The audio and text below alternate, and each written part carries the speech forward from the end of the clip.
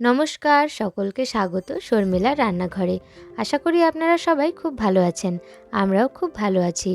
আমরা আবারও নিয়ে চলে এসেছি আমাদের রান্নার ঝুলি থেকে আরেকটি রান্নার রেসিপি আপনাদের সাথে শেয়ার করবার জন্য। আজকে আমরা আপনাদের সাথে শেয়ার করব প্রন বাঁধাকপির একটি রেসিপি। চলুন তাহলে দেখে নেওয়া যাক কী কী লাগছে আমাদের এই রান্না করার জন্য। এখানে আমরা বাঁধাকপি ঝিরিঝিরি করে কেটে নিয়েছি, আর নিয়ে নিয়েছি ডুমো ডুমো করে আলু আর টমেটো।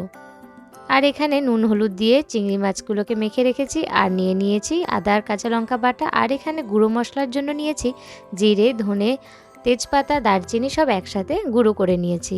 প্রথমে কড়াইতে সর্ষের তেল গরম করে চিংড়ি মাছগুলোকে ভেজে নিচ্ছি। চিংড়ি মাছ ভাজা হয়ে গেলে ওই একই তেলেই আমরা শুকনো লঙ্কা দিয়ে দিলাম, তেজপাতা দিয়ে দিচ্ছি, আর দিয়ে দিলাম জিরে। একটু নেড়ে চেড়ে নিয়ে ডুমো ডুমো করে কেটে রাখা আলুগুলোকে ভেজে নেব।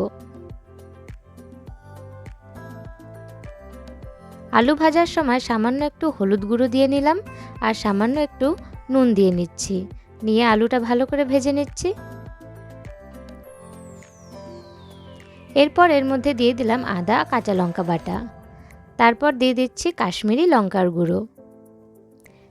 এরপর এর মধ্যে দিয়ে দেব কেটে রাখা টমেটোগুলো। দিয়ে ভালো করে একটু নেড়ে চেড়ে নিচ্ছি। নিয়ে এর মধ্যে দিয়ে দেব বাঁধাকপি।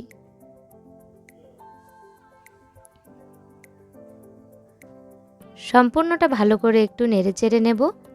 নিয়ে কিছুক্ষণের জন্য ঢেকে রেখে দেব, ওই 5-7 মিনিটের জন্য, বাঁধাকপিটা যাতে একটু মজে আসে। এবার ঢাকনাটা খুলে নিচ্ছি। দেখুন বাঁধাকপিটা কিন্তু মজে এসেছে। একটু ভালো করে নেড়ে চেড়ে নেব। নিয়ে এর মধ্যে দিয়ে দেব পরিমাণ মতন হলুদ গুঁড়ো, আর দিয়ে দেব স্বাদ মতন নুন। কিছু টেকনিক্যাল ইস্যুজের জন্য এতদিন আমরা আমাদের চ্যানেলে কোনো রান্নার ভিডিও আনতে পারিনি, তার জন্য আমরা সত্যিই খুব দুঃখিত। কিন্তু এখন থেকে আবারও কিন্তু আগের নিয়মে আমাদের চ্যানেলে চলে আসবে নতুন নতুন রান্নার রেসিপি।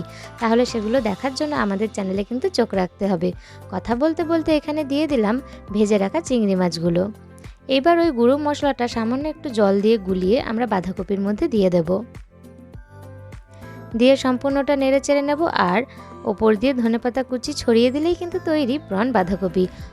বাঁধাকপিটা ততক্ষণ পর্যন্ত রান্না করতে হবে যতক্ষণ না বাঁধাকপি থেকে সম্পূর্ণ জল শুকিয়ে যাচ্ছে। তাহলে গরম গরম ভাতের সাথে প্রন বাঁধাকপি কিন্তু খেতে দারুণ লাগবে। ভিডিওটি আপনাদের কেমন লাগলো অবশ্যই আমাদের কমেন্ট করে জানাবেন। আর যদি ভালো লাগে থাকে তাহলে একটা লাইক করে দেবেন, আর চ্যানেলটাকে সাবস্ক্রাইব করতে ভুলবেন না। ধন্যবাদ সকলকে ভিডিওটি দেখার জন্য।